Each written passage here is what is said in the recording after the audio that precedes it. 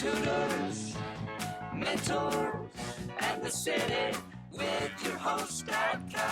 The City Tutors presents Tutors, mentors, and the city with your host.com.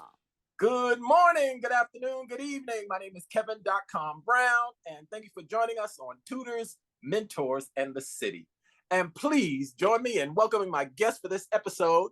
Give a nice round of applause to Mr. Primo Lasana. Hey! Let's go. Primo. Thanks for having me. Thank you for joining us. Listen, I never know what the first thing that I'm going to say in my interviews, but let me just say this. Primo is the coolest name ever. Thank you. That can't be on your birth certificate. There's no way you were born with that name. It's on my birth certificate. It is. That's my real name. A lot of people don't think it is, you know. A lot of people think it's just a nickname, maybe for cousin or something, but I can assure you that it is my real given name. That is the coolest, man. That's the coolest. Okay, so Primo, I'm sure people are wondering, all my guests are very special. And I try not to do research on my guests so I can ask questions from the perspective of the audience. So the first question they're probably thinking is, okay, he looks like a cool young man. His name is Primo. Primo Lasana, who are you? Yeah, there's a good story behind my name too. I'll start off there because I feel like, name is part of your identity. But I'm named after a writer named Primo Levi, who was an Italian chemist and a Holocaust survivor. And my grandmother was a Holocaust survivor, and I grew up in a house with a lot of books, and my mom was a big fan of Primo Levi's work. And so he died shortly before I was born, and she wrote to his family and asked for permission to name me after him. And that's how I got my name. So that's a little bit of background around kind of where I come from. And then, who I am today. I'm the executive director, the very proud executive director of an organization called Reading Partners New York City that delivers high dosage tutoring to over 1,000 students in New York City between kindergarten and fourth grade. So that's my day job. It's a big part of who I am. Obviously, our identity is tied to work. Outside of that, I'm a very proud son of New York. So I was born and raised in the city, went to high school here, went to college here. I'm an AmeriCorps alumni, so I did 2 years of national service. I think that's a big part of my identity. I also am very honored to currently be running an organization that employs AmeriCorps members. And so national service is a big part of our identity as an organization. And then there's me outside of work too. So I am a resident of Crown Heights, Brooklyn. I have been for a long time. I sit on my local community board, Community Board 9. I also sit on the community advisory board for King County Hospital. So I try to stay as engaged as I possibly can in my city, in my local community, in my neighborhood, in my building. So those are some of the pieces of who I am that I think are important for folks to know. And I'm sure we'll learn more over the course of the next hour together. Yes, absolutely. Now you hit a lot of things that I admire, that I envy, because I didn't become aware of community service really until after during the pandemic, right? I came out on the other side of a 3-month illness, and everything that I used to covet no longer had that much value to me. Mm-hmm. So I recognize the importance of the decisions you've made already. Right? So let's unpack a couple of those things. You are the executive director. Congratulations. Thank you. Of an organization that tutors, what did you say, 2nd grade to 4th grade? Kindergarten through 4th grade. Kindergarten to 4th grade, and you teach them reading? That's correct. Yeah. You want me to dig into that a little bit more? Yeah. That's Awesome. a powerful time in their lives. Yeah, it's a really powerful time in their lives. So let's start off with a little bit of kind of the why we do the work that we do. There are some unfortunate statistics around youth literacy in the United States at large. It's something that's becoming a little bit more spoken about, but I'll start off with one statistic about the United States. Only 35% of 4th graders in the United States are reading on grade level. So 2/3 of our 4th graders across the United States, regardless of where you live or where you go to school, are not reading on grade level. In New York, These statistics are particularly stark for our Black and Latino students. And we have about 33% of Black students reading on grade level and 37% of Latino students reading on grade level, while 66% of their white peers are reading on grade level. So what we see already are some of the effects of segregation, racism, and a disparity in the resources that students have when they come from their background. So that's a little bit of where the grade reading levels are in New York and in the United States. And then one automatically is going to ask the question, well, why is that important? So it's important because you're 4 times more likely to graduate from high school if you're reading on grade level by the 3rd grade. So early literacy is one of the most important levers that we can pull in society in order to positively affect the disparate rates of high school graduation, college enrollment, and future success, particularly for Black and Latino students in the United States. Wow. Okay. So your tutoring process. Do you have in-person and online tutoring like Zoom, or just one? Yeah, absolutely. So our tutoring process, I think one of the beautiful things about Reading Partners is that what we do is we employ community-based volunteers to tutor our students. And what we do is we train them, we give them scripts, we guide them through the process, we coach them, and they work in our schools or they tutor virtually. So we have 2 different ways that volunteers can engage with our program. And if you're watching this, if you're listening to this, I hope that you'll sign up to be a tutor in our program. Kevin, I hope you might also consider it. So we'll have that. I'll coax you into it later. But yeah, our students each receive 2 sessions per week that are 45 minutes. So all told, they get 90 minutes of tutoring per week, which we call high dosage tutoring. And so that can be delivered online. It can be delivered in person in a school. And we're going to hold your hand every step of the way through the process of being a tutor. I know sometimes it can be a little bit like, oh, whoa, I don't know how to teach a student how to read. All of our lessons are scripted from beginning to end. So you know exactly what to say in order to be an effective tutor in our program.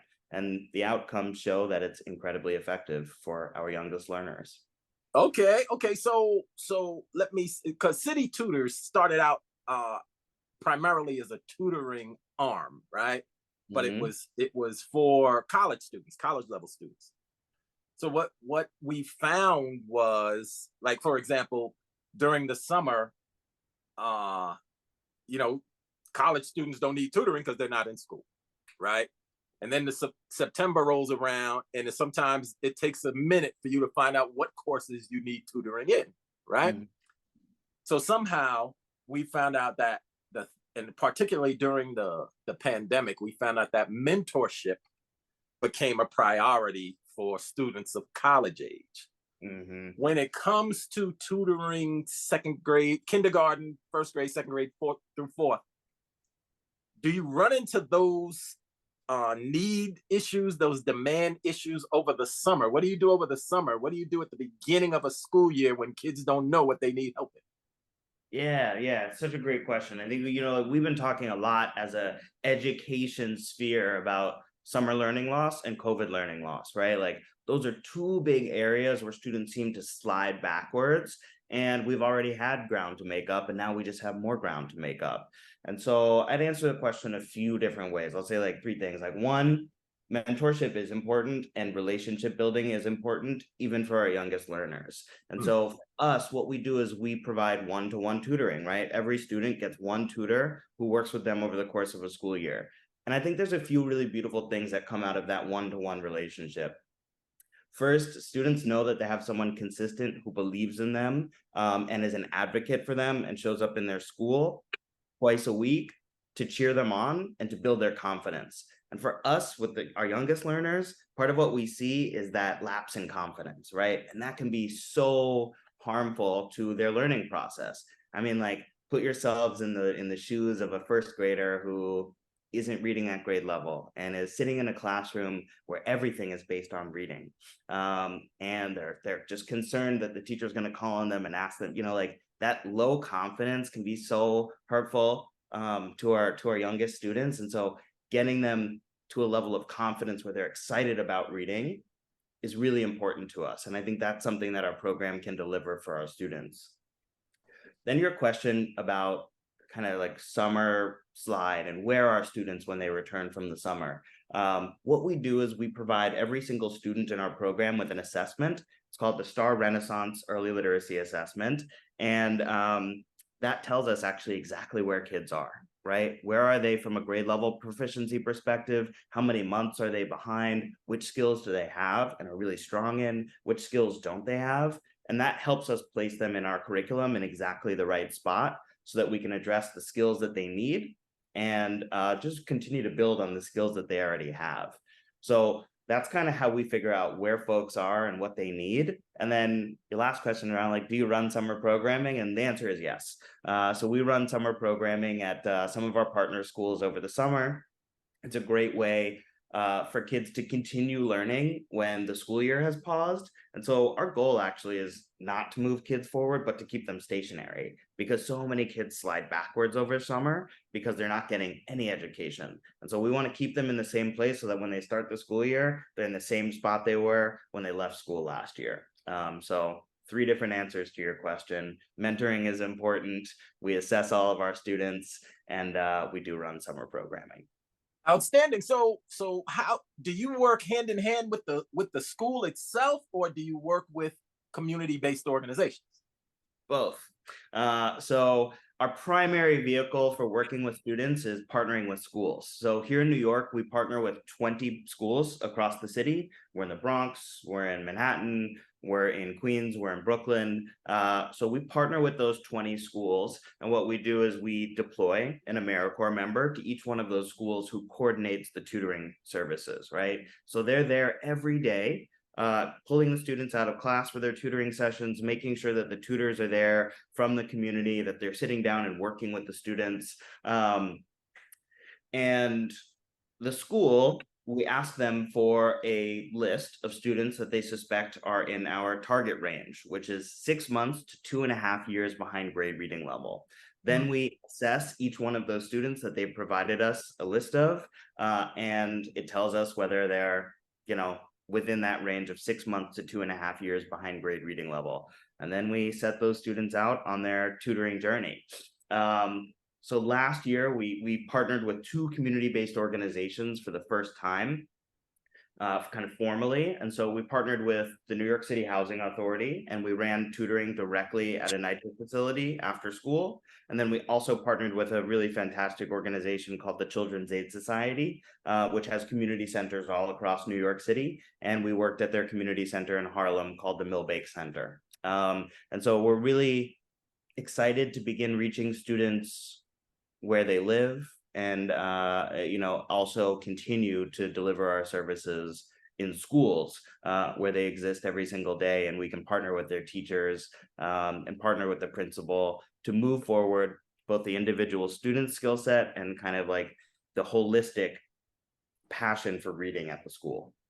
Absolutely. Okay, so does your program, when you say partner with a public school or whatever, does it cost the school any money? Does your program cost these organizations? Like, does it have to come out of their budget to work with you guys? How does that work?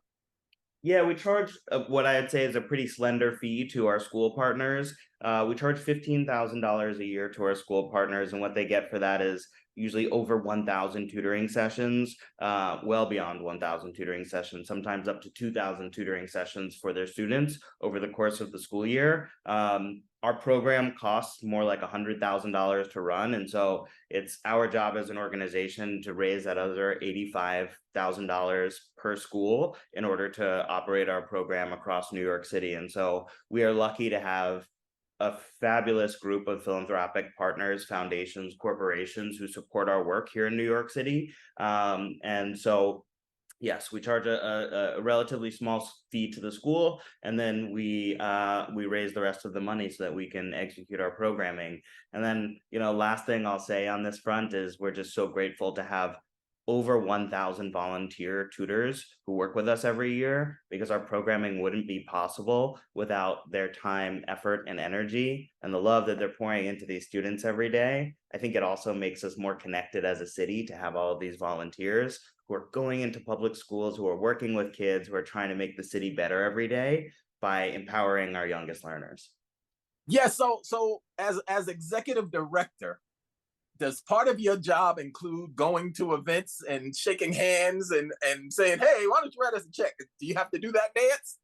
I do a little bit of handshaking and I do a little bit of going to events. I think it's a great opportunity for us to stay cohesive as a early learning space. I see our work as partnership work, like that's my primary job, is to find the right partners, to stay connected to the right partners. And so we partner with schools. We partner with community-based organizations that help us recruit tutors. We partner with colleges that help us recruit federal work study students who then operate as our tutors in our program, right? We have so much connectivity across New York, and that's what makes us strong as an organization. So it is part of my job to kind of continue to build those partnerships and breathe life into those partnerships. But I also have a fantastic team of 15 staff members who also work on those partnerships every single day. And so I'd say, yeah, there's some going out and shaking hands, but a lot of it is just kind of trying to find the right partners and build those relationships.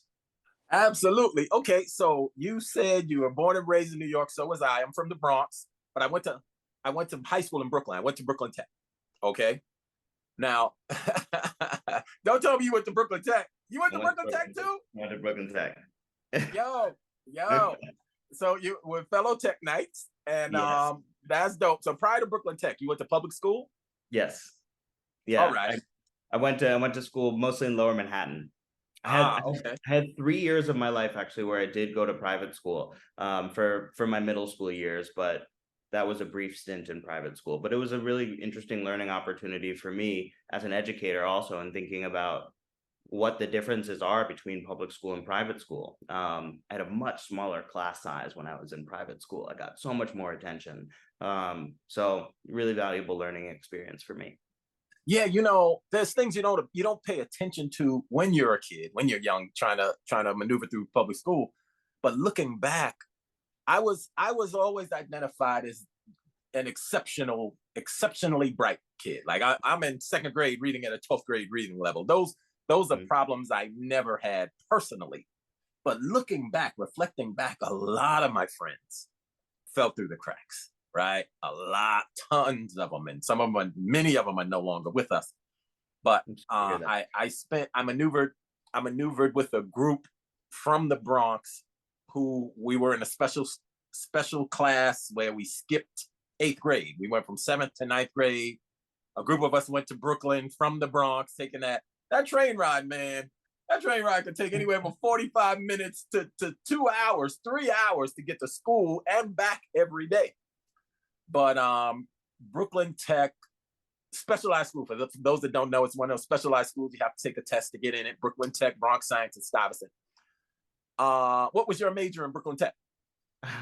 So I had 2 majors. I was actually initially in a program called Pulse, which was a program for undergraduate learning through science enrichment. That's what the acronym stood for. I still remember it to this day. It was basically taking, like you said, kind of like exceptional Black and Latino kids and trying to enrich them with the sciences. And so I spent, I think, my first 3 years at Brooklyn Tech in that program. And then I eventually learned that my passion was for, not the sciences, And so I moved out of that major. What was your major? Electrical engineering. Electrical engineering. And how did you enjoy it? Are you still electrical engineering? I was not prepared. I liked electronics. I used to take apart radios. When I was growing up, it was boombox time, right? Yeah. So we had these huge, I'm trying to show, but the backdrop is fading, but we had these huge boom boxes that you carry on your shoulder. And I was the kid that would take them apart and put them back together. Take the TV apart, take the toaster apart, put it back together. Now that's not electrical engineering, that's electronics. I did not know the difference. So when I went to Brooklyn Tech and they were teaching us architecture and the nomenclature and capacitors and things like that and these formulas, I was in a world that I made a bad decision, but I didn't realize it. Nobody tells you the distinction. You just go, you pass the test, they accept you, and you go, right? And That's then you it. figure it out when you bump your head and you look around like, am I the only one that doesn't, you know, that, but so let me talk about that moment. That moment you're in the post thing, you started realizing this wasn't your passion. How did you handle that moment? How'd you maneuver through that? Yeah, I mean, I think, to be honest, like I struggled at Brooklyn Tech. I struggled in Brooklyn Tech partially because I had just come from this small private school where I got all this attention, and then I went to the biggest high school in the country, and nobody was paying attention to me. No. There's 4,000 kids. Like, you had to figure it out on your own. And I don't think that I had those skills of like self-advocacy. And eventually, frankly, I just had to turn to my mom. I grew up in, a single parent household. I had to turn to my mom and be like, yo, this is not working. Like, we got to figure something else out for me.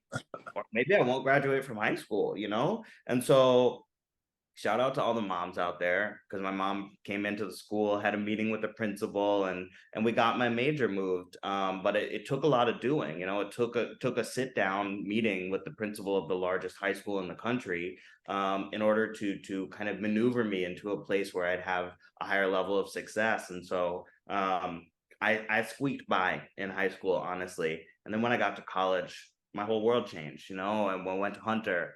And learning is just so different at the collegiate level. You get to pick your classes, you get to pursue your passions. There's less time spent doing worksheets and focusing on,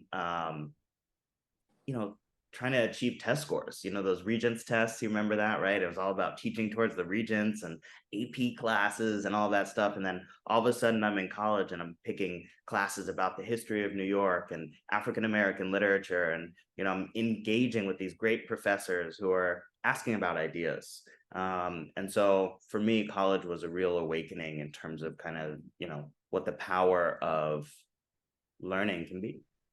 Absolutely, because when I went, I was about an 80 average student at Brooklyn Tech. I go to City College. I went to City College, Mm-hmm. and my major was electrical engineering initially at City College. And I got to Calculus 2 or Calculus 3, God and bless it was you. like, they might as well have been speaking Martian, right? I didn't know what they were talking about, and I could not pass it. And I ran into that brick wall. And Mm-hmm. like you did in high school, I had that conversation with my mother. I was like, listen, this college ain't working out for me. I'm going to drop out because I can't pass this class. And my mother said, before you drop out, consider changing your major, because I was an athlete. I was in judo, I was in karate, I played basketball. So I'm already an athlete. I'm in great shape. I got 9% body fat. My mother stopped me from dropping out and said, change your major. Now I changed it to physical education because I thought that was more in the wheelhouse. But back then in the 80s, physical education was only training you to be a gym teacher. That was their directive. Right. And that wasn't enough for me. Throwing out volleyballs for a bunch of kids. Just collecting balls off the gym floor, basically. It just was not. And I went all the way to my senior year. I did student teaching for 6 months. I had 121 credits, and then I officially dropped out, but I didn't tell anybody. I just didn't go back. You had all the credits that you needed. You just didn't have them in the right place. I had 121 credits, and I just walked away to follow my Hollywood dreams. Right. Well, you achieved them. So, I did. And I went back. My mother made me promise. Baby, you a grown man now. If you're going to drop out, I'm not mad at you, but promise me you'd go back one day. And 33 years later, I honored that promise to my moms. So yeah, I agree with you. Shout out to the moms, man, especially these moms that raising all these boys, all of us by themselves. Right. And trying to help us find our way. And as a boy, when you're a boy, you need a man in your life to show you, because he knows how to go pick a barbershop, right? He knows how to. Oh, don't get me started on barbershops. Yeah, he knows how to bow a tie. My mother cut out an article in the New York Times and taught me and my older brother how to bow a tie. Wow. Because our father was in the military, and my father still he never learned how to bow a tie, right? So shout outs to moms, man. They are superheroes for us. That's real. That's real. You know, and for our students in our program, their parents are their first and most consistent educator, you know? And so for us, it's also about empowering families, you know, because it's the moms out there, the dads, the grandmas, the aunts, the uncles, who also are reading to their kids every night, right? Who care more than anybody else about their success. I think there's like, we can say that there's one statistic that's always true, which is 100% of parents love and care about their kids, right? And so like, forget all the other statistics. We know that that's the most consistent truth. And so we got to lean on that reality and just empower them as our partners, again, our partners in this education journey for all the kids. But I think we all have that grounding in parental love and how much it can influence our own trajectories. And your mom sounds like a saint and an angel and real blessing. I didn't even realize it. You don't realize it at the time, but looking back, man, yo, she was everything. But okay, so let's go. So you're in college, and what'd you major in at Hunter? I majored in African American literature. Now what does that mean? Africa, because I majored in, or let's put it this way, I got my degree ultimately in Black Studies. My degree says BLST and JWST, Black Studies, Jewish Studies, right? But what is the difference when you say African American literature? Yeah, so you know, I'm an ELA major, English language arts major, and with a specialization in African American lit, which means literature that's written by Black authors, right? So that can cover a wide range of things. I think mostly I focused on the period in kind of like the 50s and the 60s. So thinking about like Ralph Ellison, and like I took a class that was just about the Invisible Man, you know, one of the most powerful classes I've ever taken. And just if you haven't read Invisible Man, if you have read it, just read it again. Masterpiece, you know, thinking about Richard Wright and Black Boy, and all of those masterpieces. And then also thinking outside of the United States, and also looking more widely at the diasporic literature of you know, countries in the Caribbean or the Dominican Republic.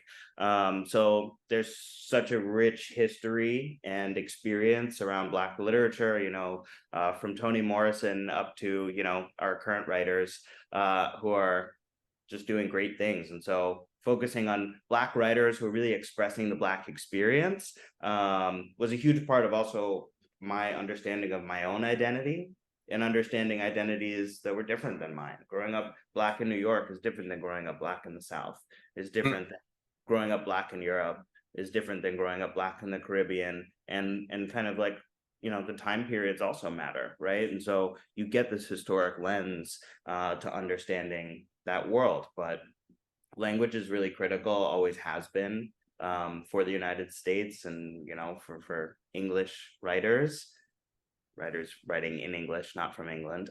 And so I think grabbing control of language also, and understanding the history of language is a really important part of being just an informed citizen and thinker.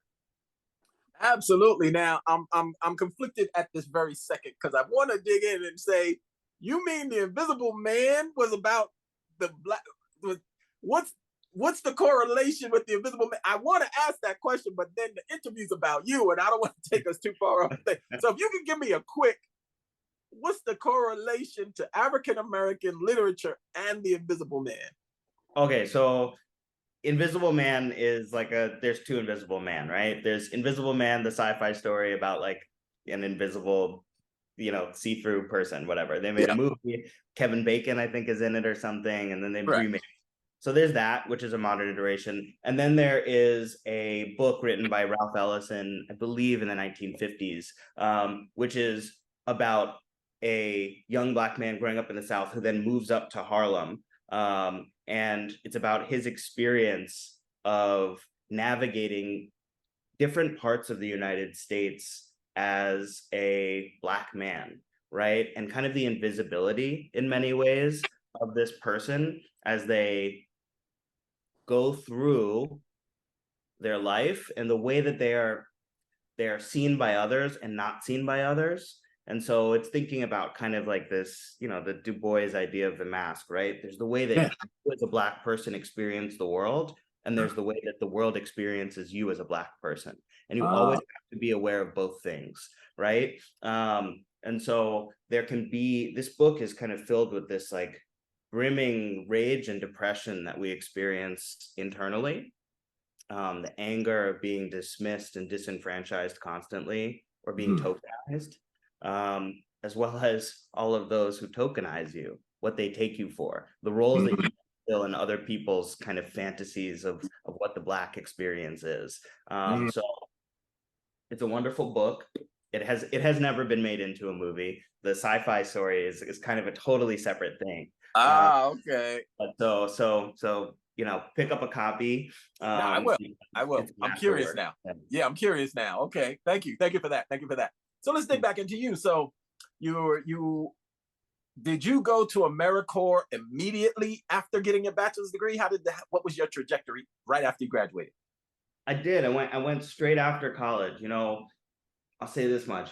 It was the very earliest years of the Obama administration, and I was in that moment inspired, you know, Yeah. and I wanted to go do something meaningful for the country. It's probably the last time I've been inspired by American politics, but it's still, it was a meaningful signifier. And, you know, I had a friend who was doing national service in New York, and they were doing it with this organization called City Year, which is a close cousin of Reading Partners. And I went out for Martin Luther King Day of service in January and painted a school. And I was just surrounded by kind of this group of diverse, idealistic, passionate, smart young people who wanted to invest in their communities. And I thought, there's no way this can't be a good use of my time. So I signed up to do AmeriCorps, and I went out to Chicago, and I started working in Chicago public schools. It was this moment where I was like, let me see if I love the rest of the United States as much as I love New York. You know, us born and raised New Yorkers, we think New York is the beginning and the end of the world. So I went to Chicago, and I started working in a public school on the south side of Chicago in a reading and writing classroom. And it was an awakening for me, frankly. I learned a lot about the impacts of segregation on education and the power of relationships. When I showed up for those kids and told them that they were smart and told them that they were powerful every day, the way that it changes how they thought about themselves and about their trajectory. And then the other piece, I think, was like how upsetting it was as an adult to go into a school and see that those kids didn't have the same opportunities that I did, or the same opportunities that their white peers a few miles away on the north side of the city did. And that what we do to Black and brown students in this country is nothing short of an injustice, and it's not fair for kids. And so for me, that was a moment where I decided that I was going to invest the rest of my time in education, because kids are brilliant and they're so pure and they have so many opportunities to achieve things. And for me, I really just care about people who look like me and Black and brown students, and want to make sure that they can achieve everything that they want to. Absolutely. Absolutely. So you, AmeriCorps, that's 2 years, 2 years.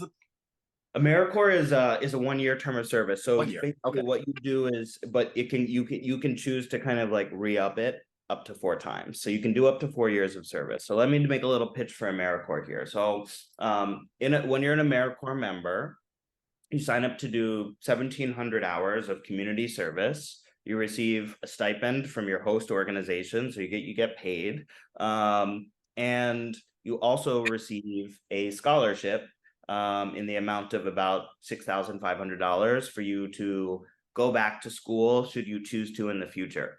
And so AmeriCorps is a federal government program where the federal government essentially gives slots, AmeriCorps slots, to organizations like Reading Partners. So we have 40 AmeriCorps members with us this year, and they're deployed across the various schools, but they also help us recruit volunteer tutors in the community. And so it's this great experience where you get to go out be a part of community building, be a part of investing in a local community, or you can travel somewhere else in the country. I think we think only about service in this country sometimes as military service, but the reality is you can also do national service here at home, you know? And so it's a different way to achieve service. I think organizations that take AmeriCorps seriously also try to invest in the AmeriCorps members. So a lot of it is about helping them develop as young professionals and develop as future leaders. I can say that when I was in AmeriCorps, I experienced a lot of leadership building. I was given opportunities that I would not have been given elsewhere. I did 2 years with AmeriCorps. In my second year, I was managing a team of 8 folks. So here I am, 23 years old on the west side of Chicago, managing a group of 8 people working every day in a school. You know, I couldn't have gotten that opportunity anywhere but AmeriCorps. Although I will say, right, like you do sacrifice something, and that is like, you don't get a big paycheck, right? So to all of our AmeriCorps members out there, if you make it this far in the interview, thank you for your service across the United States. Thank you at Reading Partners, because it's truly a year of service to your country. Absolutely, absolutely, and kudos to you. Okay, so you finish AmeriCorps and do what? I finished AmeriCorps and I answered the siren call of New York, which is calling me back. I think there was a part of me that said, I really loved these 2 years in Chicago, but this is not my community, and it's not something that it's not a community where I should be a part of the solution, right? Like their own community members should be engaged in that. And I just missed home. So I came back to New York and I started working for a college access mentoring organization. For me, when I was in Chicago working with those kids, my biggest thing was like relationships are important to kids and exposure is important, right? Like I met these kids and they were like, oh, you're from New York. Like, tell me about that. Oh, you went to college. Like, they're just so interested in your story. And so I came back to New York, started working for this organization called iMentor, which is a college access organization that matches first generation high school students who are going off to college with college educated mentors. And they work together for several years to make sure that that student has a great plan for going to college while they're in high school, is looking at the right schools, understands kind of the financial aid process. It's like a one-to-one college counselor for you, but it's also a mentor. So if you're interested in a career in technology or entertainment, right, that part we can match, the organization can match you up with somebody who is an appropriate guide for you to achieving your future dreams. And so I worked there for 8 years doing a bunch of different things. I worked at a high school. I ran the program at a high school for 4 years. I worked with the same group of kids. I had the privilege of working with a group of students as they were coming in as freshmen, seeing them graduate from high school, go off to college. Then I moved into volunteer recruitment. I was recruiting the mentors themselves, and then started fundraising because this nonprofit game doesn't work without fundraising. And then I helped the organization expand across the country as a director of new site development. And then COVID hit. And and it kind of sidelined my work in expanding the organization across the country. And so this great opportunity came up at Reading Partners, where it kind of married my love for literature, for New York City public schools, for AmeriCorps, and for volunteerism. And so all of those things were true at Reading Partners, and I thought that's a good place for me to go. And I was lucky enough to be selected to come here and lead the organization in New York. That is outstanding, absolutely. And I interviewed some high level person from iMentor, so we're familiar with the organization. And I forget names. I threw this idea to our executive director a year ago. I was the new kid, and when you're the new guy, you're always auditioning, and you always have to do things to make yourself useful, right? Yeah. So I said to the executive director, we should do a podcast. And he said, okay, I like the idea. You go ahead and get it started. And he started sending me guests, and I just started doing what I do. Yeah. I've done over 150 interviews for this podcast. Like, he's really churning them out. But I told him, yes. I told him, you have to treat me like one of those rappers. You ever, like when Tupac passed, he was still able to drop 6 more albums, right? They kept him in the studio, right? They kept him in the studio. When Biggie passed, 3 more albums came out. And I said, you have to do that with me, because in the trajectory I'm on, I'm going to keep getting phone calls. Someone's going to try to snatch me up. I'm going to stay as long as I can, but you got to work me while I'm here and available, right? Yeah. Some of us, like, I could tell you a young superstar, right? You a star. Somebody's going to see you and call you and say, hey, you know, the Mrs. Obama is now the president, and she's calling you to come to, you know. Let us hope that Michelle Obama wants to become the president. Yes, and then your phone's gonna ring.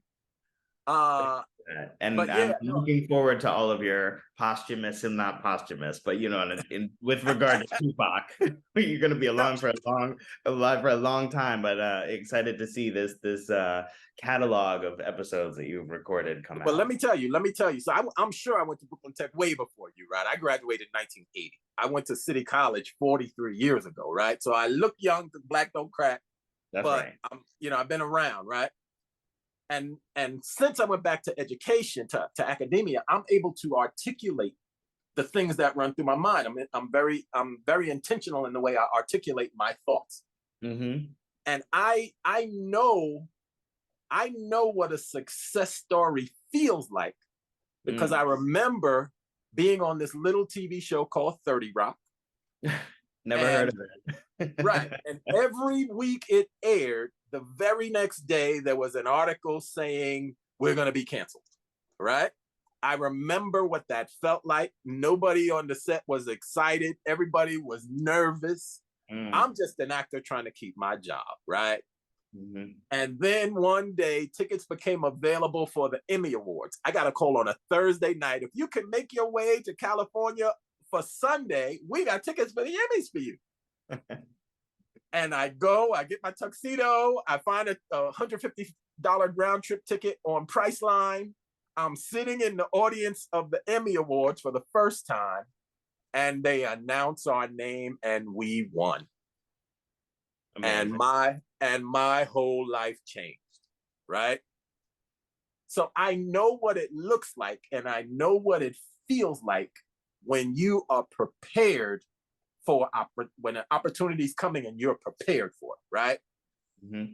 And I can tell just from your story, you're prepared, right? You put in the work, you paid the dues, whatever, and you're prepared for the next big thing. Or you can turn what you're doing right now into that next big thing, right? Yeah. But I know it when I see it. So I don't hesitate to tell you, especially you being a fellow tech knight, right? That's right. Absolutely. So we have that connection. We have that connection. And in life, we're always looking for that connection. But all that being said, I'm happy. I'm happy to have met you. I'm proud of you. Thank you for making time for this interview. Now, is there, throughout your journey, like I already told you, our biggest demographic is CUNY students. CUNY is anywhere from 300,000 to 500,000 students a year. Is there any advice you have for them? What could you share? Yeah. So, you know, I think for CUNY students, I'm a Hunter alum. I'll say a little bit about my experience at Hunter, which is just you have to take control of your education when you're in the CUNY system, which means you have to really be thoughtful about where you're accumulating credits, when you're accumulating them. You have to be your own guidance counselor in a lot of ways, but you also have to seek out those resources. And so I just encourage you to do that. Talk to the staff as often as you can. Make sure that you're on a path for graduation on time. It took me 5 years to graduate because I didn't realize that until my 3rd year. So that's one thing. The other thing is just really be proud to be a CUNY alum. It's a really exceptional system, and the schools are excellent. You're getting a great education. Don't think that you're any less than somebody who graduated from NYU or from Columbia or from Fordham. You're getting a great education. Be proud of it. Lean into it, and explore. You know, as you go out into the world, just explore what makes you happy. The best thing that you can do with your time is something that gives you energy, that gives you joy, and that redeems you every day. You can make that true for yourself. Don't believe that you have to do something that doesn't make you happy. So follow the things that make you happiest as you explore your careers, the things that give you the most positive energy, when you jump out of bed, it's the thing that you want to do, you're going to be successful in that space. Find mentors, find people who will guide you. Don't be afraid to network, ask people for their time, ask people for their advice. They're going to connect you. They're going to become believers in you. And I believe in you. You're going to be excellent. So go out there, CUNY graduates, and change the world. Primo, that was great, man. That was very well said. I appreciate it so much. And thank you. Thank you so much for your time. Of course. Thank you. It was a real pleasure to meet you. Thank you for this time, and thank you for kind of spreading the gospel of reading partners, the importance of mentoring, the importance of tutoring. And I look forward to staying in touch. I'm going to send you... partners, reading. Let me get this out before we finish. Reading partners, what do you guys need? What we need volunteers. We need more volunteers. That's always my first ask is, if you're a CUNY student and you're interested in federal work study, your school will pay you to be a tutor in our program, right? So to our CUNY audience out there, please track down the opportunity to volunteer with us. You can also go on our website to get in contact with us. We're at readingpartners.org.